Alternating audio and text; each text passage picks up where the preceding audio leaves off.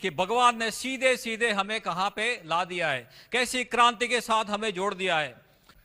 Right, ये मेरी और आपकी बात है, दुनिया के एक एक आदमी की बात है। चाहे आप डॉक्टर है, इंजीनियर है, चार्टर्ड अकाउंटेंट है, बिजनेसमैन है, और कोई और प्रोफेशन से जुड़े हुए हैं, हाउसवाइफ है, स्टूडेंट है, आप कोई भी सेक्टर से हो सकते हैं। दुनिया के एक एक आदमी की बात है, हमारे भविष्य की ये बात है। Right, and that's why it matters so much for us to know. हमें ये समझना चाहिए कि हम कहां पे आज खड़े, कौन सी दिशा में जा रहे हैं।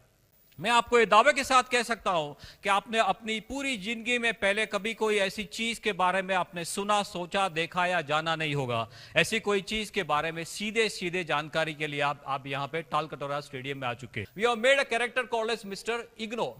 ये दुनिया के एक एक आदमी को सिंबलाइज करता है। This IGNOU is a short form of mister ignorant.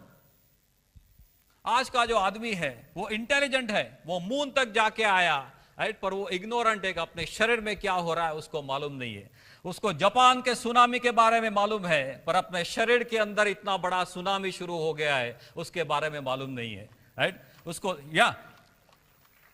That's what you have to go and spread the message। आपको बाहर जाके यही संदेशा स्प्रेड करना है। उसको लीबिया की वॉर के बारे में मालूम है, पर उसके शरीर के अंदर क्या रणभूमि हो गई है उसके बारे में मालूम नहीं है। उसका शरीर उससे क्या चाहता है वो उससे मालूम नहीं है। उसके शरीर की क्या ताकत है वो मालूम नहीं है। उसका भविष्य क्या है मालूम नहीं है, फिर भी वो स्टाइल में जी रहा है। That is was mister IGNOU, mister intelligent but mister ignorant.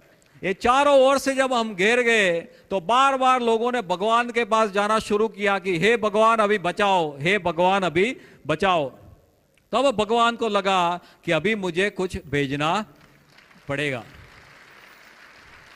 तो जब चारों ओर हो गया लोचे लोचा, तभी भगवान ने गैनोडर्मा के बारे में सोचा। राइट, मानव शरीर के लिए ये बहुत बड़ा कोहिनूर है। It's like a Kohinoor for the human body.